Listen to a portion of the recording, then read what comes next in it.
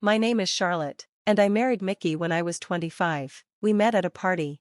Mickey always told me, you can be a stay-at-home wife if you want. My income is enough for us to live comfortably, but I loved my job and kept working at the company I joined right after high school. In the second year of our marriage, I decided to quit my job. The reason was a phone call from my father-in-law. He told me my mother-in-law had collapsed.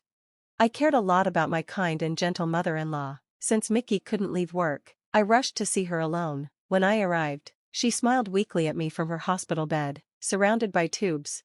She wasn't in immediate danger, but her condition left her needing care. We had to decide who would take care of her before she was discharged. At first, I thought Angelina, my unmarried sister-in-law who lived with her parents, would handle it. She worked mostly from home, so it seemed logical, but Angelina firmly refused.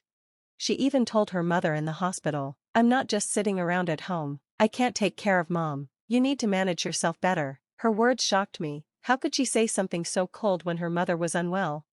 Later, Angelina called Mickey and insisted on a meeting at the family home. Mickey and I went there to discuss the situation with Angelina and my father-in-law.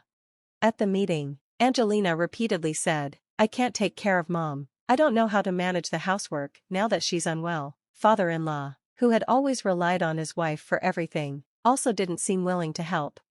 Mickey tried to convince Angelina to take care of their mother, but she refused every time. It became clear they were expecting me to do it.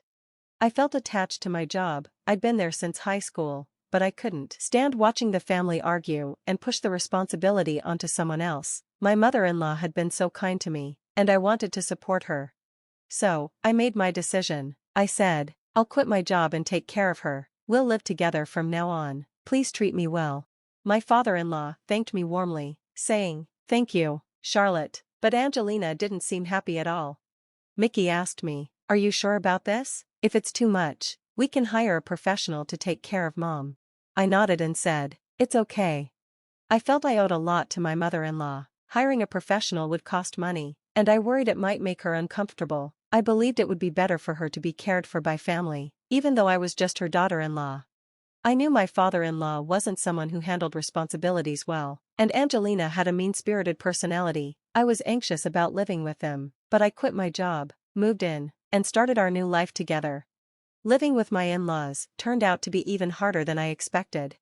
Mother-in-law's health made her feel frustrated and embarrassed. She often apologized to me, saying, I'm so sorry you have to take care of me, even for something as simple as helping her to the bathroom. Seeing her like that broke my heart. On top of that, Angelina's bullying became a heavy emotional burden. I came from a family without much money and had worked since high school instead of going to college. Angelina often mocked my education. For example, while eating the food I cooked, she'd talk to father-in-law about work and suddenly say, Oh, sorry, Charlotte, this conversation might be too complicated for someone who only finished high school. I shouldn't have brought it up. Or she'd say, You're just a lowly high school graduate daughter-in-law, so at least take care of Mom properly. Mother-in-law would scold her whenever she overheard, saying, Don't say such things to Charlotte. Angelina didn't like being scolded, so she started badmouthing me behind my back when mother-in-law wasn't around.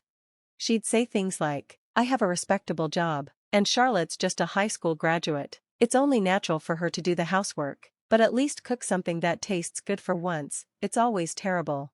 One day, while I was cooking, she said this again. I even thought about not serving her a meal at all. Despite everything, I held back. When Angelina found a spot I hadn't cleaned perfectly, she'd loudly say things like, Wow, the trashy daughter-in-law can't even tell the difference between dirt and trash. Look at all this garbage piled up. Even then, I didn't respond. I didn't want anyone, especially my mother-in-law, to find out that Angelina and I weren't getting along. It would have been too much for her to handle.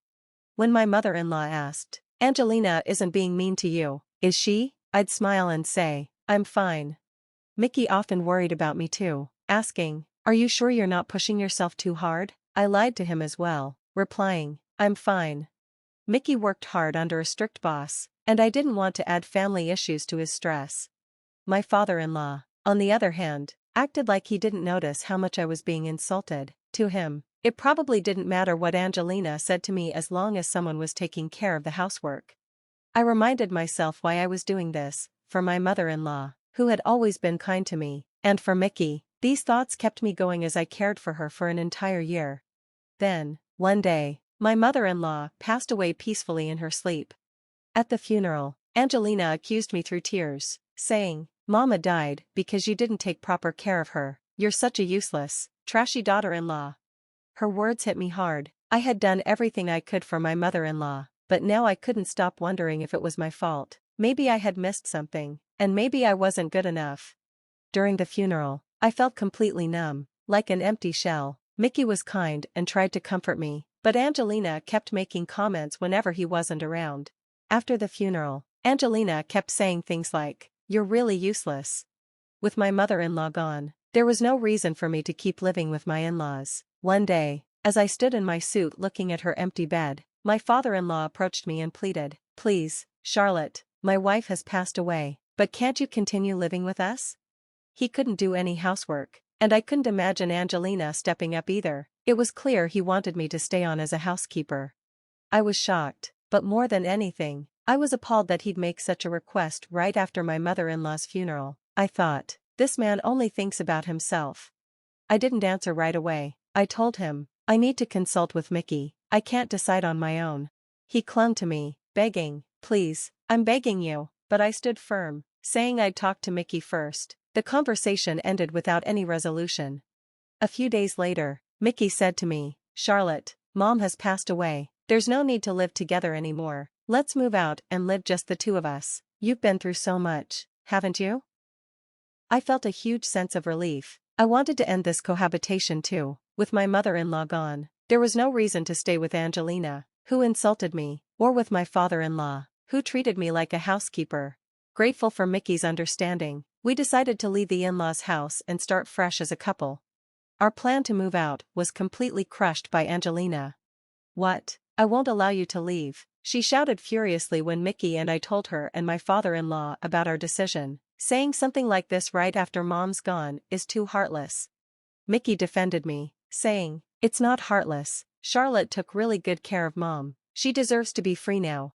Angelina snapped back, "A high school graduate like her can't find a job now. If she can't be useful to society, she should at least stay here and do housework to be useful to Dad and me." Mickey stood up for me again. "Charlotte was excellent at her job. You have no right to talk to her like that." Despite his protests, Angelina stormed out of the room, yelling, "Neither Mickey nor Charlotte is leaving this house." The discussion ended abruptly. But Mickey wasn't deterred. "We can just leave on our own," he said, and began looking for a new place. I started preparing for the move too, balancing housework and property searches while keeping things orderly to avoid Angelina's complaints. Unfortunately, Angelina noticed and started sabotaging me. When I organized our belongings, she'd scatter them around, shouting, "Heartless person, I'll never let you leave this house."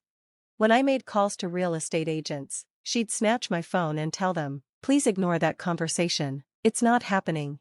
Her behavior became completely out of control. Mickey confronted her every time, but she just screamed back, "Your wife is the worst. You have no eye for women." Nothing ever changed.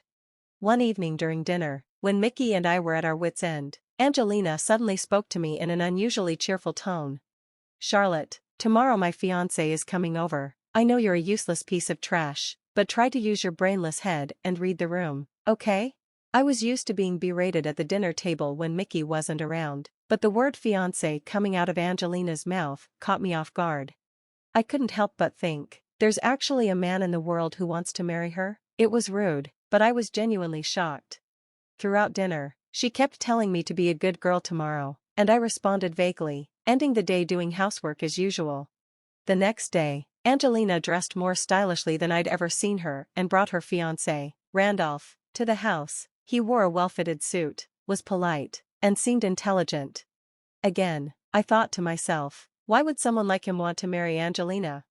As I prepared drinks, I overheard their conversation in the living room. Angelina was speaking in a sweet, cajoling voice to Randolph and my father-in-law. "That girl you saw earlier is Mickey's wife. She can't do anything. I do all the housework in this house, and I worked so hard to take care of our late mom. Honestly, I think Mom could have lived longer if that girl hadn't stressed her out so much." I froze. Her words felt like a slap in the face. I had been holding back for so long, enduring her insults so I wouldn't burden Mickey or my mother-in-law, but this time, the anger I'd suppressed all year came rushing out. Everything, every chore, every moment spent taking care of mother-in-law, was my work. Angelina never helped with anything. Determined, I walked into the living room with the drinks. Smiling, I greeted Randolph. "Hello, as you were introduced, I'm the high school graduate, bottom of the barrel, useless trash. Nice to meet you."